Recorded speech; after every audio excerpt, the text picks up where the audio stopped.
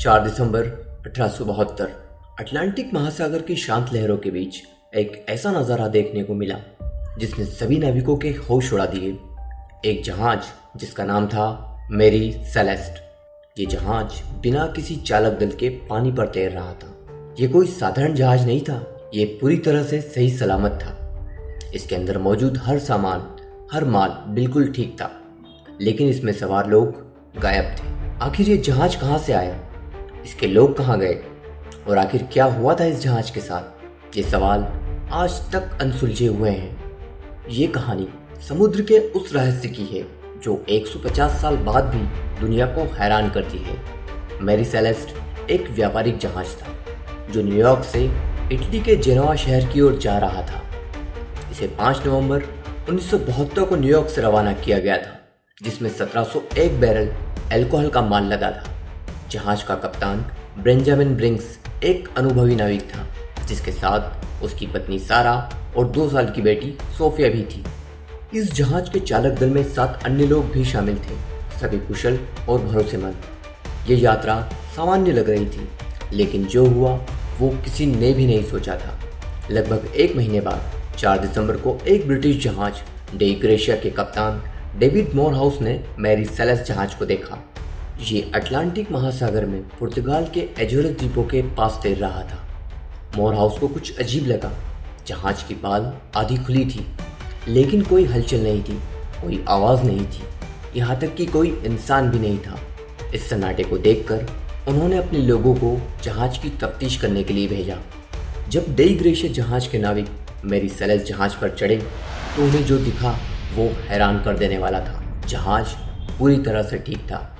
इसका माल अल्कोहल के बैरल सुरक्षित थे, सिर्फ एक बैरल को छोड़कर, जो कि खुला हुआ था। खाने पीने का सामान कई हफ्तों के लिए मौजूद था।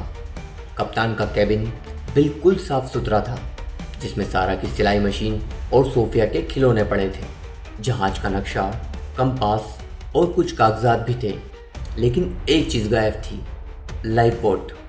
और सबसे बड़ी बात, जहाज पर एक भी व्यक्ति नहीं था, एक भी इंसान नहीं था। न कप्तान, न उसकी पत्नी, न बेटी, न चालक दल का कोई सदस्य। ऐसा लग रहा था जैसे सभी अचानक गायब हो चुके हैं। जहाज की लॉग बुक यानी यात्रा डायरी आखिरी बार 25 नवंबर को अपडेट की गई थी, जिसमें लिखा था कि मैरी सेलेस्ट जहाज एजोरस द्वीपों से 400 मीटर दूर था। मौसम साफ था, कोई तूफान या खतरे का जिक्र नहीं था। फिर 25 नवंबर से 4 दिसंबर के बीच क्या हुआ, ये सवाल उस दिन से शुरू हुआ और आज तक जारी है। ब्रिटिश नाविक इस जहाज को जिब्राल्टर ले गए, जहां इसकी जांच शुरू हुई। अधिकारियों को लगा कि शायद चालक दल ने विद्रोह किया हो और कप्तान को मारकर भाग गए हो, लेकिन जहाज पर कोई खून, कोई लड़ाई के निशान नहीं थे। कप्तान की तलवार भी केबिन में पड़ी थी, लेकिन उस पर कोई दाग नहीं था। फिर सोचा गया कि शायद समुद्री डाकुओं ने हमला किया हो, लेकिन माल और कीमती सामान छुआ तक नहीं गया था। ये थ्योरी फेल हो गई।